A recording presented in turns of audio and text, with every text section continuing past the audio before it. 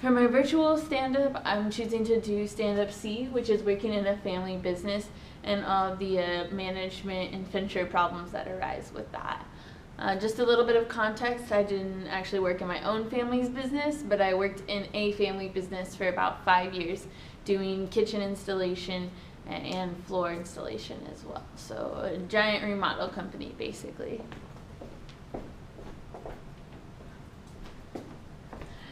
Today I'm going to go over with you some bad experiences, some good experiences, and some takeaways from working in this family business. I learned a lot of lessons throughout these 5 years, and so I think it's important to reflect on that and use it in case I either work in a family business in the future or when I start my own business, if I want to include my family.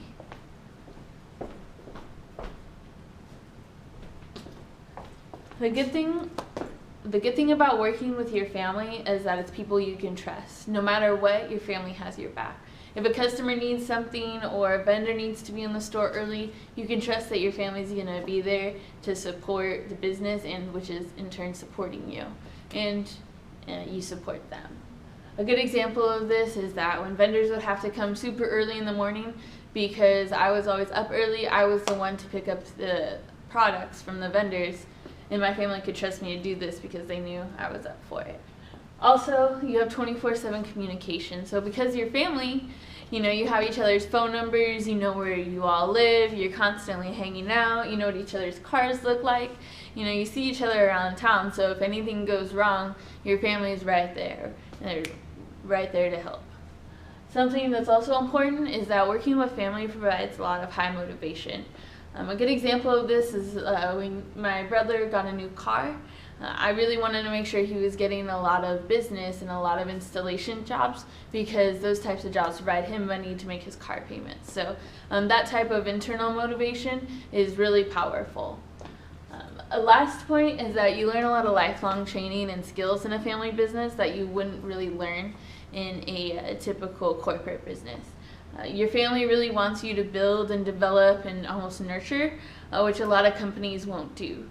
A good example of this is that because we were a small business, we went from working in multiple showrooms to opening our own business. So I really got a good experience of what it was like to open a business on a really small scale, which you can see right here. But it was a great experience. It's something that I couldn't really get, because who else would trust you to open a business except your family?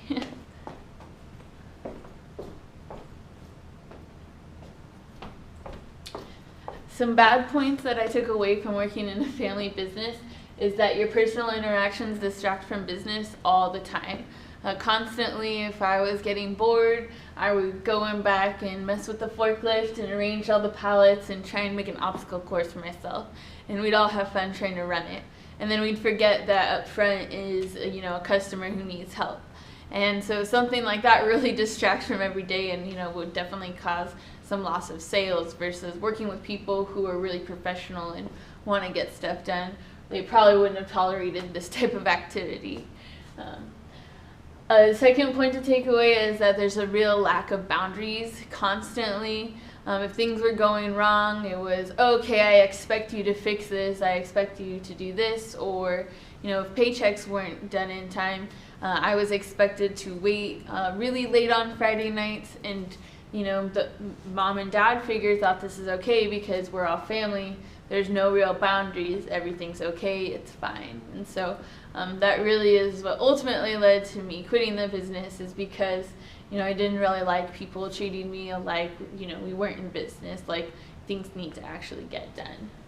A third point is there is this really strong lack of seriousness, like I said right here.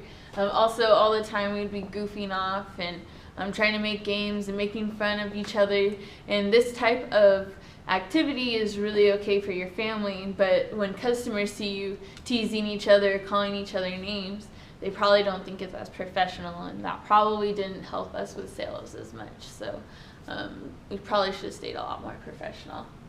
And lastly, there's always a lack of consequences when working with family. You don't really want to be mad at each other because you have to go home together at the end of the day, so you just let things slide.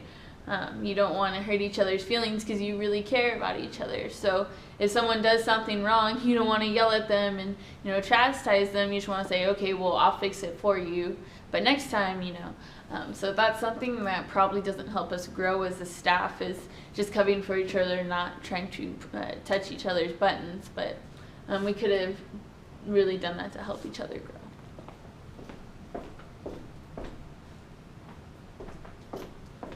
Some takeaways is that working in a family business can work, you just have to do it the right way.